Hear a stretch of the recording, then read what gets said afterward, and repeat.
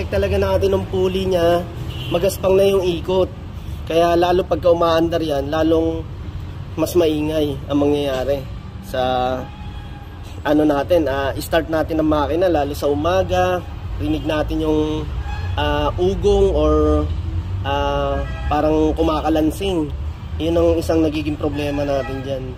Minsan nawawala, minsan lumalabas. Yun, mga idol, una natin talagang i-check dito yung alternator pulley. Yan ang isang unang bumibigay dyan bago tayo pumunta sa ibang parts, para nang sa ganon hindi tayo madoble ng gastos. Yun, okay. Sila na. Oh, eto, tinakbo pa lang ng Montero Gentry ni boss is 25k mileage. Medyo umingay na. Chine-check natin, gaya nito may bearing pa sa likod to. Yung bearing natin sa pulley, eto sa harap. Yan.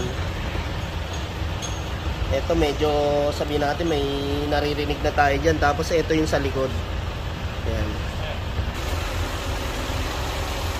Okay, bali inikot natin sa gato yung pinaka tatanggalin natin ito. Okay, idol. Ito yung ating ipapalit. Koyo brand din, Japan. Boss, ikutin mo nga lang to, boss. Para ikutin mo lang. Ayan, idol, para malaman natin kung magaspang siya, ikutin natin na ganyan. Yun, ramdam na ramdam yung vibration ng pulley. Okay.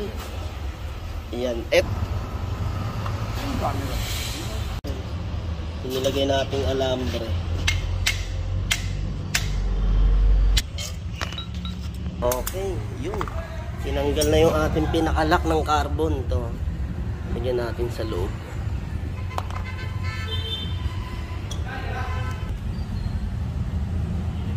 Ang ganda lang din talaga ng ikot niya. Okay, start na natin. Kung wala nang ingay. Ang baba ng tinakbo ng Montero ni boss, 22,000 kilometers. Nagkaroon agad ng ingay lalo sa umaga. Pag malamig pa ang makina, doon lumalabas yung ingay. Kaya pinalitan agad natin yung yung pulley ng alternator. Isa sa pinagmumula ng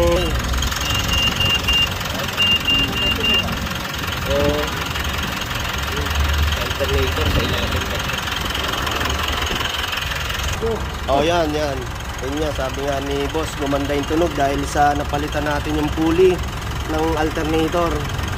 Ayun kasi yung unang pulley niya medyo magaspang na. Pati belt kinokontra niya. Tsaka yung ibang bearing. Yun ang kagandahan sa na-maintain talaga natin yung mga bearing, pulley.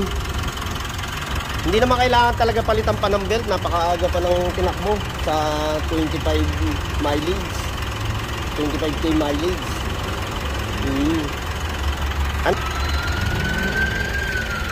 Yun, ito si bossing natin. Highly recommended. Ayun. Yan si Idol. Galing pa to sila.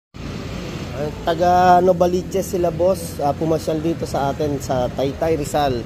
Okay, maraming salamat po mga Pops Idol. Kaya pasyal lang po kayo dito pagka may kailangan kayong pagawa.